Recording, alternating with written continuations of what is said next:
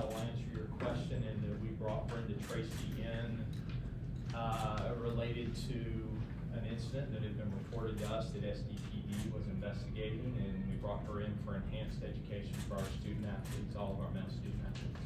Did you know that there were football players involved? No names were confirmed to us by me. And was it your decision to bring her in? It was an administrative decision, so it was a group. Okay, and in her statement last night, she believes SDSU has not done the right thing. How would you counter that? We had, there was an incident that was reported. San Diego Police Department had jurisdiction over said incident, and they asked us not to interfere potentially with their investigation, and we made that decision. She also believed that there could be concurrent investigations. Is it standard operating procedure to punt to the police? I don't know I don't necessarily have an answer to that. We, again, SDPD asked us not to investigate because they felt like it would impede or potentially impact negatively their investigation, so we chose to do that. Could you spin back to my question about athletic department policy? If any player is investigated by the police, is there policy as to whether they stay, play, practice, or have to separate themselves? We do have athletic department policy. We can provide that to you as far as how it relates to various incidents that can happen. Right now, as you sit here, I'm not asking you for names. I'm wondering if you're aware of other players who are involved in this investigation.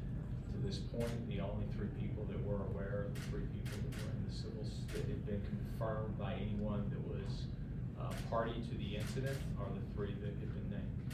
Do you believe the three that have been named were in attendance at this meeting with this rape survivor?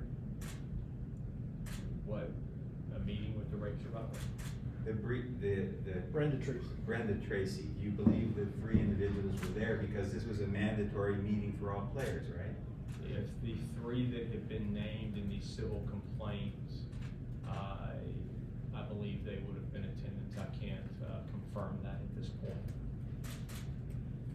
How do you ensure to the public that there's not a lack of control in the program?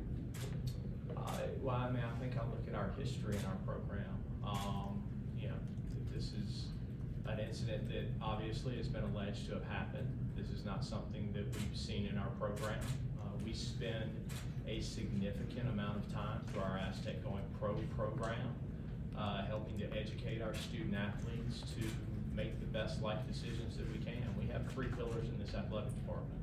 It's athletic success, it's educational success, and it's through our Aztec Going Pro program to help our student athletes mature to be great human beings so that when they leave here, they can go out and be successful.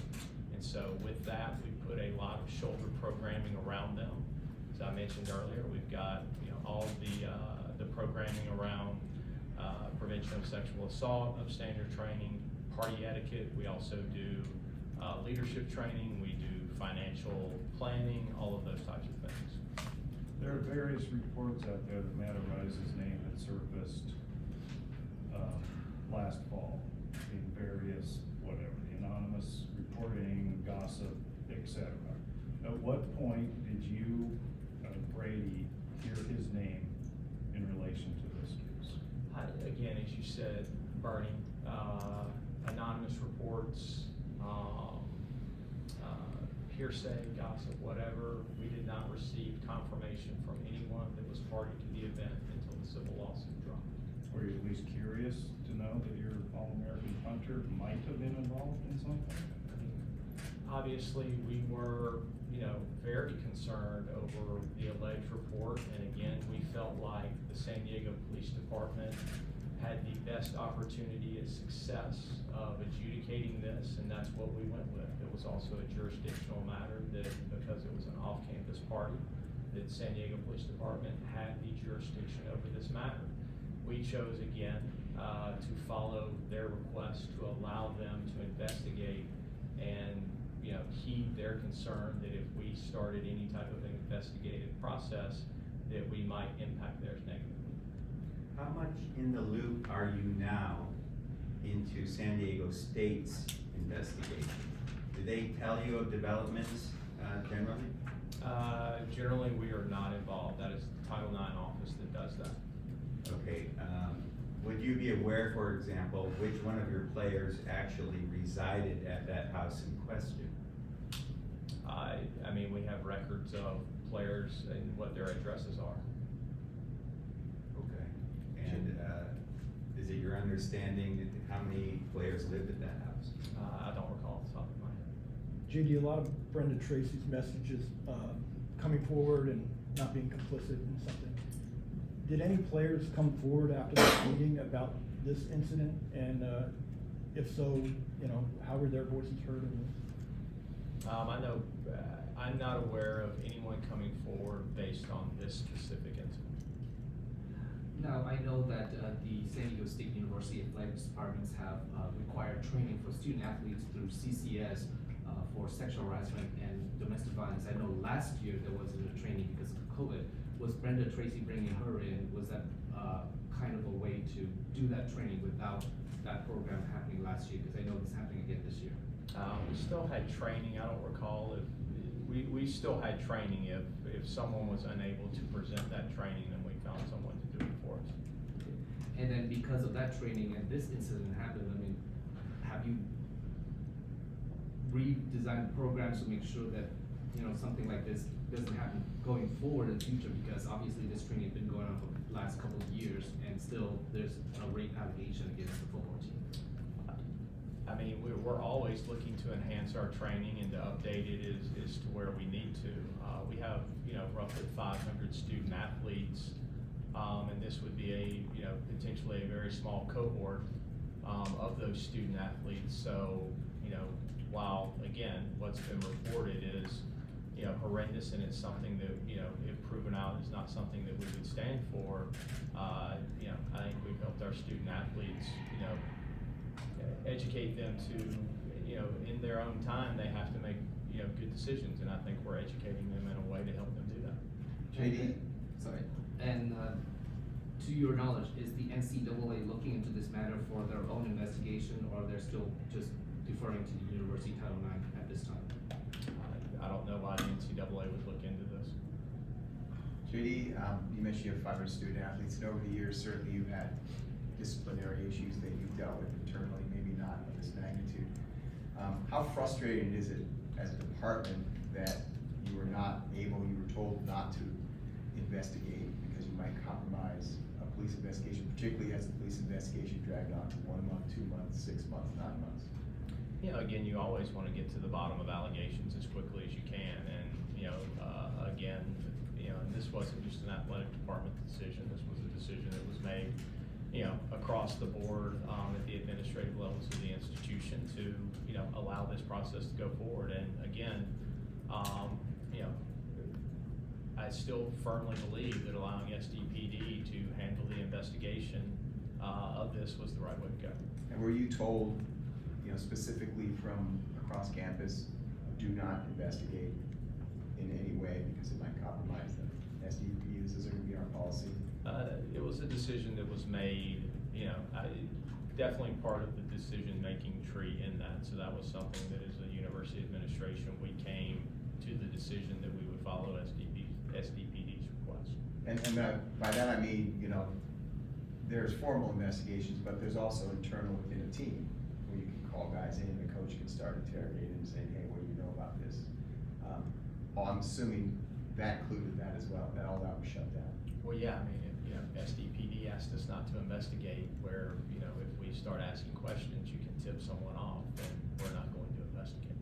Well, now you're allowed to investigate. Don't you have curiosity? Don't you wanna know if there's any other players involved in this? Haven't you tried to find that out?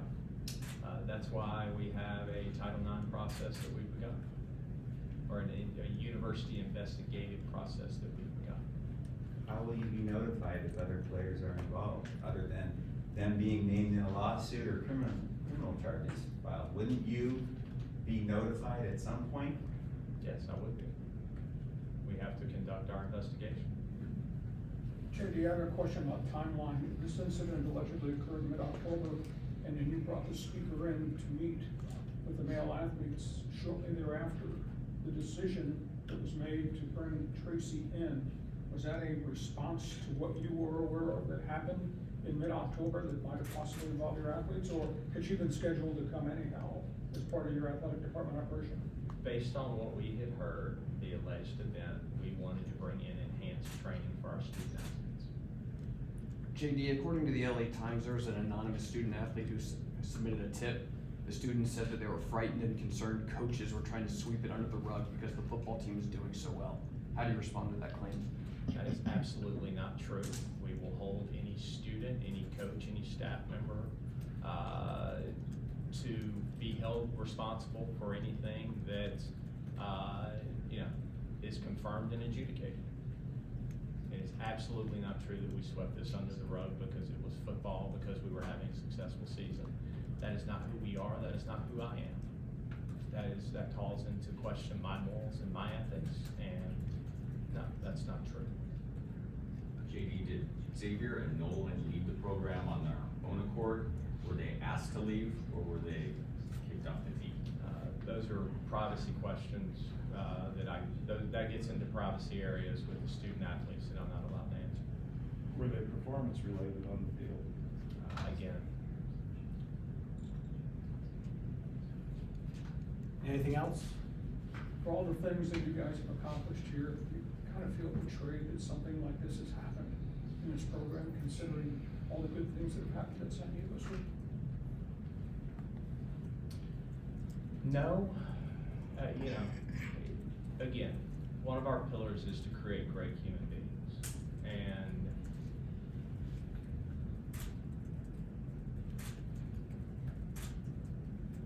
it's hard when the training you provide may not have been, so we do great things. We have great student athletes in this building, we have great coaches, we have great staff who do a phenomenal job. As we all know, the actions of a few can potentially harm the greater group. So right now, I'm interested to, hopefully see what the DA has to say. I'm interested to see what our investigation turns out, and we'll move on from there. But in the meantime, we have an entire building full of student athletes who are working very hard in the classroom, on the field, in the pool, on the court, to have a successful year. We're going to open a stadium this year that's fantastic for the entire community of San Diego, and we're excited that we've been able to do that. Has San Diego State been told why it took 9 or 10 months for the police department to do its investigation, and if that's a normal length of time for investigating a case like this? My understanding is these are extremely complicated, and that's not an unusual timeline. For you, how do you think this affects the opening of the stadium, 100th season? How does this situation affect that? Obviously it's part of what we're dealing with, but again, if you look at, over the time, what this department has done, the number of student athletes that we've graduated, and what we've accomplished, that, yes, this is a very difficult thing to deal with right now, but we're gonna celebrate the opening of Snapdragon Stadium and, the great things that we've done with our football program, and all of our other programs for that matter. JD, what changed? You walked out of the press conference. What made you want to come back and now answer questions? We just needed to, just needed to make sure we answered the questions. Anything else? Why didn't Coach come back out with you? Because I'm the athletic director. I'm responsible for this. He has something to do with it as well. I mean, him being the coach, he's the face of the team. He's very important as well. Was there something that he has said to you? Maybe he's uncomfortable with this. Maybe this is hard for him. Is there anything he has mentioned to you that he can't come out and answer these questions? No, and this was my decision. This is hard for all of us. Again, this is, these are, 115 young men that we work very hard to, again, graduate great human beings. So, I can say this, Coach Hoke and this coaching staff take this very seriously. This is something that they, this is always a part of their program, that you're, you are a good human being and you do the right thing, so. But I'm the leader of this department. What else, what are you gonna do if you find out other students are involved in this, other players are involved in this? Obviously, if we get information from, it's confirmed information from people who have, in the first person, then we will deal with that appropriately based on what we find out. If you find out there's other players who were at the home at that night, would you expect them to come forward and let you know what they know? That's, we'll figure that out through the investigation. I'd like to follow up on that. Did any of the players after the Tracy's event come up to the athletic department to make, a report, anonymous or otherwise? Answered that question earlier, but no, I'm not aware of anyone. And then, speaking of the morale of the team, this is supposed to be the 100th season, a new stadium, it's supposed to be an exciting year. Now this happens, can you speak a little bit about the team morale, if you know their state of mind right now? Our student athletes are excited to get the season going. Obviously, this is something that, that they're, having to deal with, is there's, teammates of theirs, but, they're also have been working very hard for this, and, they're excited to move forward with opening the building and, playing the University of Arizona on Saturday. If you were the coach, sat down, one-on-one with players, generally speaking, and asked them if they were involved in this. Again, there's a university process that's ongoing right now. JD, could you ask Brady to come back and talk football with us? I'm sure he'll be happy to come talk football, if that's what people want to talk about. Would you make that request? I can make that request. Okay, thank you. Thank you.